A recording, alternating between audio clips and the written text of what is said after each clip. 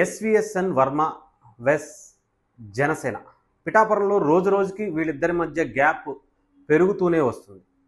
దీన్ని ఎవరు మొదలుపెట్టారు అనడం కన్నా ముందు రీసెంట్గా కొణిదెల నాగబాబు గారు పిఠాపురం ఆవిర్భావ దినోత్సవ సభ వేదికగా కొన్ని ఘాటైన వ్యాఖ్యలు అయితే చేయడం జరిగింది. ఇక్కడ పవన్ కళ్యాణ్ గారిని గెలిపించడానికి ఎవరు పని చేయలేదు, ముఖ్యంగా నాతో సహా, అంటే నాగబాబు గారితో సహా. ఇక్కడ జన సైనికులు, వీర మహిళలు ఎంతోమంది ఇక్కడికి వచ్చి ప్రచారం చేసి ముఖ్యంగా పిఠాపురం వాసులే పవన్ కళ్యాణ్ గారిని గెలిపించడంలో కీలక పాత్ర వహించారు అని చెప్పడం, వర్మ గారికి కౌంటర్ ఇచ్చారేమో అనేది చాలామంది ఆయన వర్గీయులు అనుకున్నటువంటి పరిస్థితి.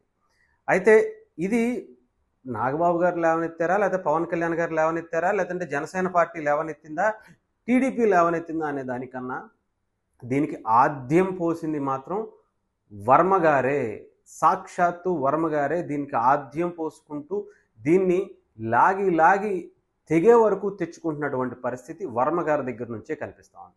మొదటి నుంచి కూడా, డే 1 నుంచి కూడా పవన్ కళ్యాణ్ గారు అక్కడ పోటీ చేస్తారు అని తెలిసినప్పటి నుంచి కూడా టీడీపీ మీద, టీడీపీ అధినాయకత్వం మీద, నారా లోకేష్ గారి మీద, చంద్రబాబు నాయుడు గారి మీద, టీడీపీ పార్టీ మీద అత్యంత దారుణమైనటువంటి భాషతో రెచ్చిపోయినటువంటి వర్మ వర్గీయులు టీడీపీ ఫ్లెక్సీలను చంద్రబాబు నాయుడు గారి, లోకేష్ గారి, పవన్ కళ్యాణ్ గారి ఫోటోలను తగలపెట్టి తర్వాత ఏదో కొంత సద్దుమణిగిలాగా ఆయన చేసుకున్నారని, వాళ్ళందరినీ బుజ్జగించారని చెప్పుకుంటున్నా కూడా అంత హీనమైనటువంటి భాషతో వాళ్ళందరినీ వెనకేసుకొచ్చినటువంటి వ్యక్తి వర్మగారే అనుకోవాలి. ఆయన పార్టీ కోసం పనిచేశారా లేదా ఇవన్నీ గతంలో చాలాసార్లు మనం మాట్లాడేసుకున్నాం. ఈ వివాదానికి తెరలేపింది ఆయనే, ముగించవలసింది కూడా ఆయనే అవ్వాల్సింది. ఎందుకంటే ఇది ఆయన ఆపితేనే ఆగుతుంది, తెగే వరకు తెచ్చుకుంటే ఇది ఇంకా ముందుకు వెళుతూనే ఉంటుంది. ఇక్కడ జనసేన కూడా ఏ మాత్రం తగ్గదు.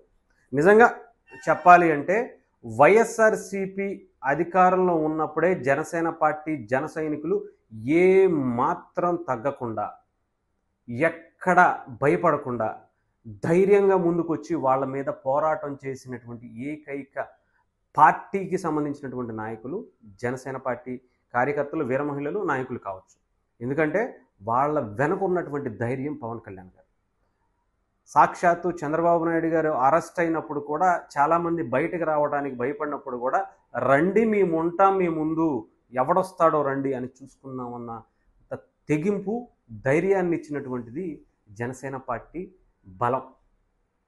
ఇకపోతే వర్మ గారికి లేదా ఇంకొకరికి భయపడతారా లేదా అనేది ఇక్కడ మ్యాటర్ కాదు. ఇక్కడ వాళ్ళు భయపడేటువంటి పరిస్థితి అయితే లేదు. పైగా జనసేన పార్టీ అధినేత గెలిచినటువంటి నియోజకవర్గం. వాళ్ళు ఎందుకు తగ్గుతారు, వాళ్ళు ఎందుకు తగ్గాలి, అసలు వాళ్ళు చేసినటువంటి తప్పేంటి? ఇక్కడ వర్మగారే కదా ఆద్యంతో మొదటి నుంచి కూడా దాన్ని కంటిన్యూ చేసుకుంటూ మొదటి నుంచి వస్తున్నటువంటి పరిస్థితి.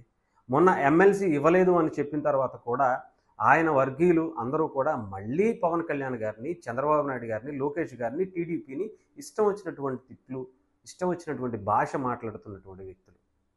అది కూడా ఆయనకు తెలీదా? అప్పుడు కూడా ఆయన మళ్ళీ వాళ్ళందరినీ బుజ్జగించాను, చంద్రబాబు గారిని మనం గౌరవించాలి, ఆయన వంటి దాని గౌరవం అని చెప్పి. అంటే ఎమ్మెల్సీ ఇవ్వటం అనేది పవన్ కళ్యాణ్ గారి చేతిలో ఉంటుందా? పవన్ కళ్యాణ్ గారి జనసేన పార్టీ చేతిలో ఉంటుందా? పోనీ ఆయన మంత్రివర్గ శాఖకు సంబంధించినటువంటి ఏ శాఖలో అయినా సరే అవకాశం ఉంటుందా? లేదు కదా. ఇవ్వాల్సింది టీడీపీ అధినాయకత్వం, ఇవ్వాల్సింది లోకేష్ గారు, చంద్రబాబు నాయుడు గారు. అక్కడ వాళ్ళు ఇచ్చింది గత 3-4 ఇచ్చుకున్నారు. వాళ్ళని అంటే వర్మ గారిని కాదని వాళ్ళకి ఎందుకు ఇచ్చారు అనేది వాళ్ళు తెలుసుకోవాల్సినటువంటి విషయం. కానీ పదే పదే జనసేనని, పవన్ కళ్యాణ్ గారిని టార్గెట్ చేయటం ఏంటి అనేది ఇక్కడ జనసేన పార్టీకి సంబంధించినటువంటి వాళ్ళ అభిప్రాయం.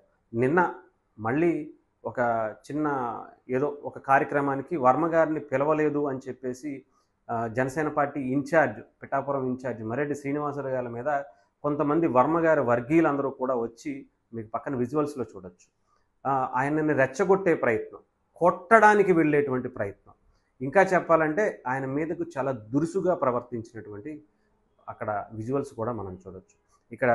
అక్కడ ఉన్నటువంటి జన సైనికులందరూ కూడా సమన్వయంతోనే ఉన్నారు. చాలా అనువుగా అక్కడ ఉన్నటువంటి పరిస్థితే కనిపించింది తప్ప ఎక్కడ రెచ్చిపోయి తిరిగి మీరెవరు ఏంటి అని ఎక్కడ ఎవరు మాట్లాడినటువంటి పరిస్థితి. ముఖ్యంగా మర్రెడ్డి శ్రీనివాసులు గారు కూడా ఆయన ఫస్ట్ స్టేజ్ మీద ఉన్నప్పుడే కంగారు పడకండి అని చెప్పి గతంలో జరిగిన ఎన్నో సమావేశాల్లో కూడా దీన్ని ఆపుకుంటూ వస్తున్నటువంటి పరిస్థితి. ఇక్కడ ప్రధానంగా వర్మగారి వర్గీయులకి నచ్చింది ఏంటంటే వైసీపీ నుంచి వచ్చేటువంటి చాలామంది నాయకుల్ని కార్యకర్తల్ని జనసేన పార్టీ అడాప్ట్ చేసుకుంటుంది, తీసేసుకుంటుంది. అప్పుడు ఏమవుతుందంటే ఇక్కడ వన్ సైడ్ అయిపోతుంది, జనసేన బలం పెరిగిపోతుంది, ఇక్కడ నా బలం తగ్గిపోతుంది అనేది వర్మగారి అభిప్రాయం, లేదంటే అక్కడ ఉన్నటువంటి ఆయన వర్గీయుల అభిప్రాయం కూడా కావచ్చు. సో దాన్ని దృష్టిలో పెట్టుకుని మీరు వైసీపీని ఎందుకు దగ్గరకు తీసుకుంటున్నారు అనేది డే 1 ఎప్పుడైతే కూటమి కలుస్తుందా అనకన్నా ముందే అక్కడ తంగెల ఉదయ్ గారు ఇన్ఛార్జిగా పిఠాపురానికి సంబంధించి ఆయన ఎలక్షన్స్కి ముందు అక్కడ పోటీ చేస్తారని కూడా అనుకున్నారు. పవన్ కళ్యాణ్ గారి ప్లేస్లో ఆయన ముందు అనుకున్నారు. అప్పుడు కూడా వర్మగారి వర్గానికి ఇటు జనసేన వర్గానికి కూడా చాలా తీవ్రమైనటువంటి ఇలాంటి వాగ్వాదాలు జరుగుతూనే వచ్చాయి. ముఖ్యంగా అంటే ఎవరి స్ట్రాటజీలు వారు ఉంటాయి. గతంలో కూడా చెప్పినట్టుగా జనసేన పార్టీ స్ట్రాటజీ ఏంటంటే అక్కడ ఉన్నటువంటి అవకాశాలని, రాజకీయంగా ఉండేటువంటి అన్ని పరిస్థితుల్ని కూడా వాళ్ళు మెరుగుపరుచుకోవాలి. అక్కడ పవన్ కళ్యాణ్ గారికి ఎటువంటి ఇబ్బంది లేకుండా చేయవలసినటువంటి బాధ్యత కూడా అక్కడ ఉన్నటువంటి నాయకత్వం మీద ఉంటుంది. ఎవరైతే పెండెం దొరబాబు గారు వచ్చారో, లేదంటే ఇంకొకళ్ళు వస్తారో, లేదంటే వంగాగీత గారు వస్తారో, లేదంటే వైఎస్ఆర్సీపీకి సంబంధించినటువంటి ఎంతమంది వచ్చినా కూడా జనసేన పార్టీ తీసుకోవడానికి సిద్ధంగా ఉంది. సో అక్కడ వర్మగారు వీళ్ళందరినీ తీసేసుకుంటే నాకు ఇబ్బంది అయిపోతుందనే ఉద్దేశం ఏమన్నా కావచ్చు. ఇక్కడ తేల్చుకోవాల్సింది టీడీపీ అధినాయకత్వంతో, చంద్రబాబు నాయుడు గారితో, కానీ ఇక్కడ పవన్ కళ్యాణ్ గారితో జనసేన పార్టీతో సఖ్యతగా ఉంటే ఆయనకే మంచిది అనేది చాలామంది అభిప్రాయం. ఆయన పనులు జరుగుతాయి, ఆయనకి మంచి గౌరవం ఇస్తారు. ఇచ్చిపుచ్చుకునే ధోరణిలో గౌరవం ఇవ్వటం అనేది ముందు ఆయన తీసుకోవటంలో ఉంటుంది. ఆయన ఇవ్వటం మొదలు పెడితే వీళ్ళు కూడా దాన్ని తిరిగి ఇవ్వటానికి ఇచ్చే అవకాశం ఉంటుంది. అంతే తప్ప ఈ గొడవను పెంచుకుంటూ వెళ్తూ ఉంటే వర్మగారికి ఇబ్బందే, అక్కడ ఉన్నటువంటి జనసేన పార్టీకి పెద్దగా ఇబ్బంది లేకపోవచ్చు, కానీ ఒక రకంగా కొంత టీడీపీని పక్కన పెట్టారు, వర్మగారిని పక్కన పెట్టారు అనేది అయితే కూడా వచ్చే అభిప్రాయాలు కూడా కనిపిస్తున్నాయి. ఆయన మీద సింపతి పెరిగే అవకాశాలు కూడా కనిపిస్తున్నాయి. దాన్ని అనుకూలంగా వర్మగారు కూడా చేసుకునేటువంటి పరిస్థితులే దీని అంతటికీ కారణం. అంటే వర్మగారికి అవమానం జరుగుతుంది అనేదాన్ని క్రియేట్ చేసుకోవడం అక్కడ ఉన్నటువంటి వర్గీయులు చేస్తున్నటువంటి పనిగా మనం చూడవచ్చు.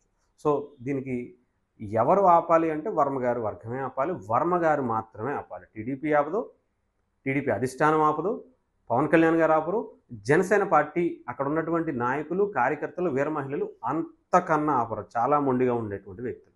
సో చూద్దాం వర్మగారు దీన్ని ఇప్పటితో ఫుల్ స్టాప్ పెట్టి సఖ్యతతో వెళతారా, బయటికి సఖ్యత అంటూనే బయటికి నవ్వులు చిందిస్తూనే వెనక కత్తులు పెట్టుకుని తిరుగుతున్నటువంటి పరిస్థితి ఆగుతుందా లేదా అనేది చూడాలి.